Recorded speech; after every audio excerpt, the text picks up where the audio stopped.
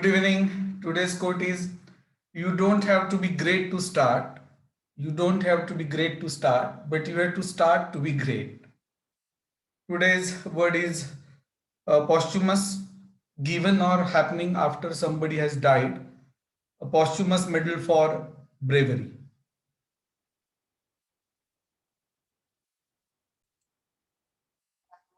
Sum number 10, show that 1 upon root 2 plus I upon root 2 raised to 10 plus 1 upon root 2 minus I upon root 2 raised to 10 equal to 0.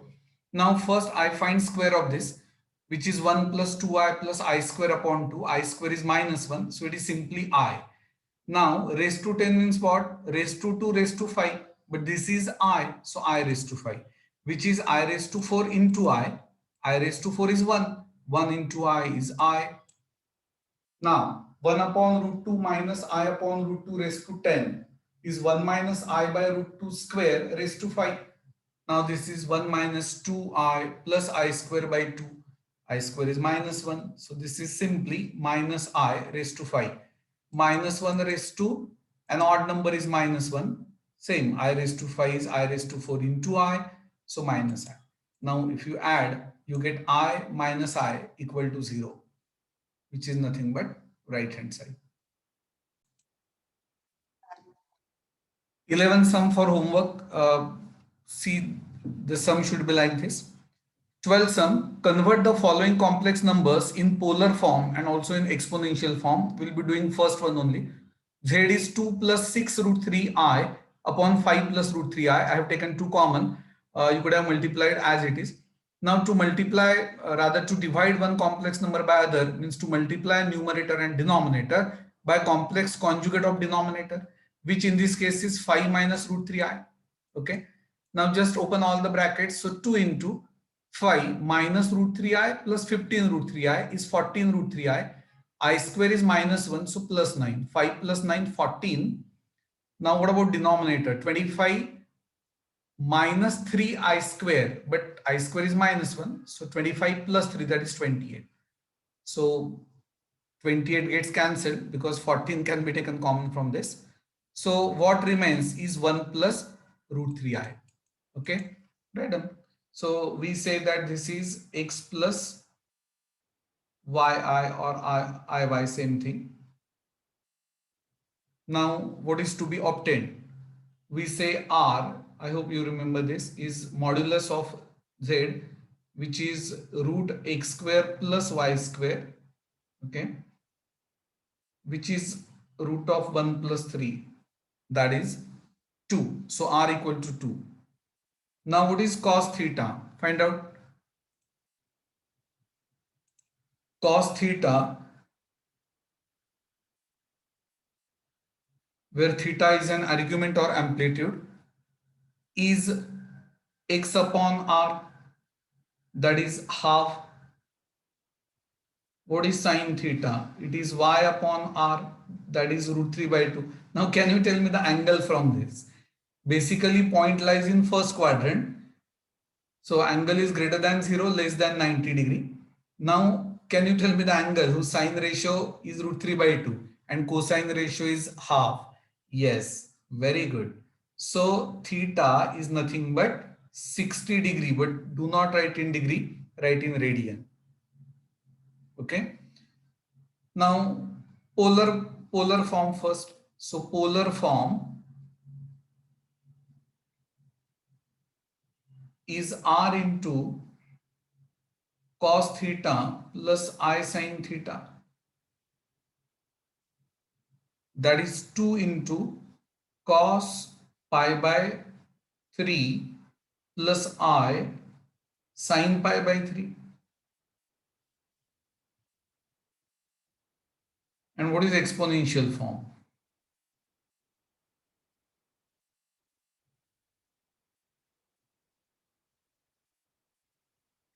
Exponential form is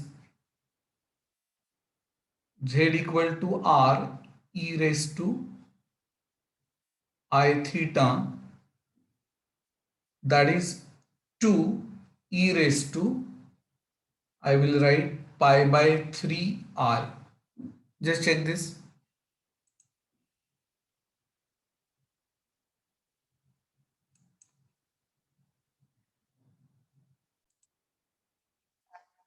Second and third will be doing after the topic trigonometry. But if you want to do, I have given answers. Okay. Now, for sum number 13, these are the properties of modulus of complex numbers. Basically, we are interested in this, that z into z bar is square of the modulus of z bar. Mod of z1 z2 is mod of z1 into mod of z2. That is, modulus of product is product of moduli. Same is true for quotient, provided complex number in the denominator is not equal to 0. So you need not remember all these properties. Main properties you should remember, like property number 2, 4, 5, 6, etc. Then properties of arguments, we have discussed this. Argument of z1 z2 is argument z1 plus argument z2, and argument of z1 upon z2 is argument z1 minus argument z2. Now properties of conjugate. So these are simple properties. We already verified these properties 7, 8, 9, 10. Okay. Yes. Now we are in the position to solve sum number 13. We can use shortcut method for that rather. Otherwise, if you want to say that to divide one complex number by other, we have to multiply numerator and denominator by a complex conjugate of denominator. Yes, that is also correct. But I think this is not required. I'll tell you. Let me read the sum first. Sum number 13. If x plus iy, if x plus iy is a plus ib, okay, upon a minus ib, show that x square plus y square is 1. You may say on right hand side we will multiply numerator and denominator by a plus ib. Yes, in fact that is the actual method. And then equate real part with real part, imaginary part with imaginary part, and then show that x square plus y square is 1. Instead, we can use shortcut method. If two complex numbers are the same, their moduli are equal. So mod of x plus iy is mod of a plus ib upon mod of a minus ib. Now we have just seen that modulus of quotient is modulus of numerator upon modulus of denominator, provided denominator is not 0. Now can you tell me what is a mod of x plus iy? It is root x square plus y square equal to, what about numerator? Root a square plus b square. What about denominator? Is it a square minus b square root of? No. How to get modulus of complex number? Square real part, real square of a is a square plus square imaginary part is minus b. Note that square of minus b is also plus b square, and therefore numerator same as denominator. Answer is 1. Now square both the sides, therefore x square plus y square is nothing but 1. Can you tell me what does this equation represent? I have told this at least 3 to 4 times.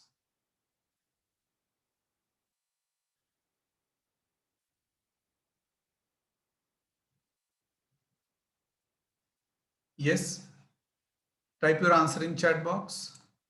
Very good, very good. Yes, this represents a circle. In fact, it is called as standard unit circle. Why unit? Because radius is 1. Why standard? Because the center of this circle is at origin. Good. So this is about sum number 13. Oh, I'm sorry. I hope you have finished writing sum number 14. Now, can you tell me shortcut method? You can unmute yourself and tell me the answer. Can you tell me the shortcut method for this? Let me read some for you. 14th. Show that z equal to -1 plus root minus 3 upon 2 cube is a rational number. Yes, anybody? Go ahead. Sir Pranjal here. Yeah. Sir, this is a cube root, cube root of unity. So if we consider that to be the W, then W cube is equal to 1. So Very good. Instead of W, can say omega. yes, sir. Yes, that is Greek alphabet. Very good. See, first method is just cube this using a plus b bracket cube formula. But I think it is not required because we have seen that basically root of minus 3 is what? Root 3 into root minus 1. So this is minus 1 plus root 3I upon 2. Okay. Now the expression inside the bracket is omega, complex cube root of unity. And what is omega cube? It is nothing but 1. Is 1 a rational number? Yes, it is. In fact, every integer, 1 is an integer. You can say that 1 is a natural number. You can say that 1 is a whole number. 1 is an integer. 1 is a rational number. 1 is finally a real number. Okay, so write down. So I will say which is a rational number.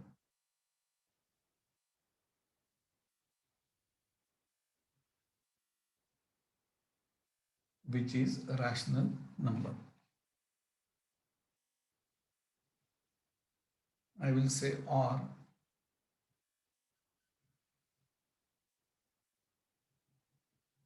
inside the bracket I must say that minus 1 plus root 3I upon 2 equal to omega is a complex cube root of unity.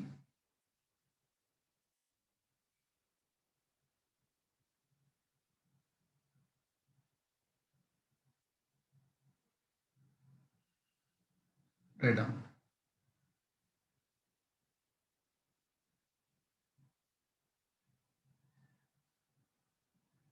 That is root of x cube equal to 1. Second method,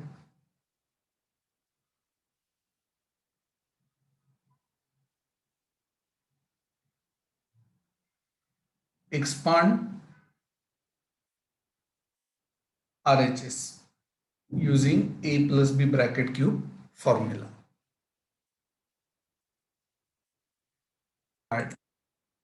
Sum number 17 we have to simplify. Actually, it would have been better if I would have simplified this part, keeping this as it is, because this is again of the type Z1 by Z2 into Z3 by Z4. Multiply complex numbers in the numerator, denominator separately. But anyway, I have simplified this. Here, multiply numerator and denominator by complex conjugate of denominator. Open all the brackets. In many cases, I have directly taken I square as minus 1. So for example, this is 6. See the cursor? This is 6. This is minus 16 because I square is minus 1. I have directly written minus 10. Now take 10 common, cancel with this because 20 is 10 into 2. So only 2 remains. Okay. Then I have taken product of these two complex numbers. See, this is straightforward sum. So I don't think it is lengthy. I agree. So you get this. Now to divide 6 plus 39 by 3 minus I, you have to multiply numerator and denominator by 3 plus I. Open all the brackets. Finally, it is 1 upon 4 plus 9 upon 4 I. Right, done. Take your own time.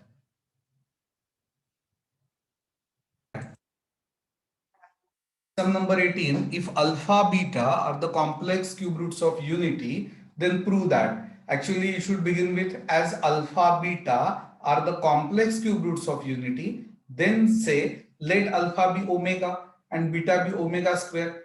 You may ask me, sir, can we take alpha as omega square and beta as omega? Yes, and that is why you always see a symmetric expression. 1 minus, you can interchange alpha and beta here, you get the same expression. So meaning of symmetric expression means this. Substitute. Now omega raised to 4 is what? Omega. So 1 minus omega into again 1 minus omega, square of that and square of this also. Now a square b square is what? Ab square. Open all the brackets. So 1, take minus n common to get in bracket omega plus omega square. Omega cube is 1. Now 1 plus omega square equal to 0. So what is omega plus omega square? Minus 1. So this is 1 minus minus 1, that is 1 plus 1 plus 1. So 3 square, which is 9, which is nothing but right hand side.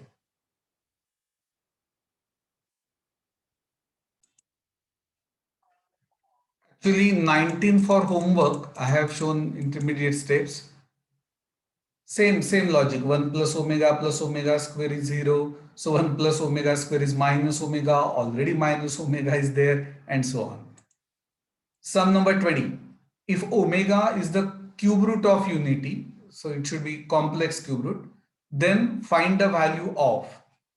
Now we take omega as this, so that omega square equal to this. We already done this part. Now this raised to 18 can be written as, in fact, I should have written omega raised to 18 directly, right? This is omega, so omega raised to 18. I should not have written this omega square raised to 9, was not required. Anyway, if you haven't written this, just write omega raised to 18. Here, of course, you should say omega square raised to 18. So effectively omega raised to 18 plus omega raised to 36. But what is omega raised to 18? It is omega cube raised to 6. And omega raised to 36 is omega cube raised to 12. Now this is 1. So 1 raised to 6, which is 1, plus 1 raised to 12, which is again 1. So answer is 2.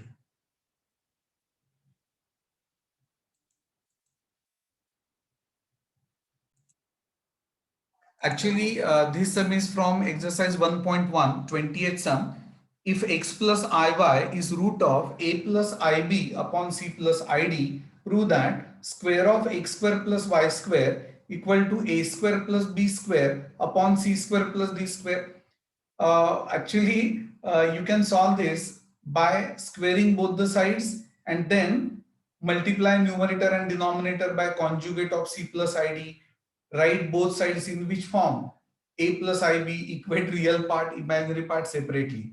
But this is shortcut method. See, if two complex numbers are equal, their moduli are the same. So the first step, square as it is. If two complex numbers are equal, their squares are equal. Okay. Now take modulus. Modulus of product is product of moduli. And on RHS, what is modulus of quotient? Modulus of numerator upon modulus of denominator. Now this is root x square plus y square. Same. Here it is root a square plus b square upon root c square plus d square. You should know the definition of modulus. One student is asking, but sir, I square d square is minus d square. Yes, true. But what is the definition of modulus? It is root of square of real part plus square of not id. Imaginary part is d only. I hope you are getting this. So what is LHS? Root x square plus y square into same. It's just x square plus y square. But on the right hand side it is root. So square. Actually you should write this on squaring. So LHS is square of x square plus y square, and right hand side a square plus b square upon c square plus d square. Okay. So that's it. We have completed the topic complex numbers.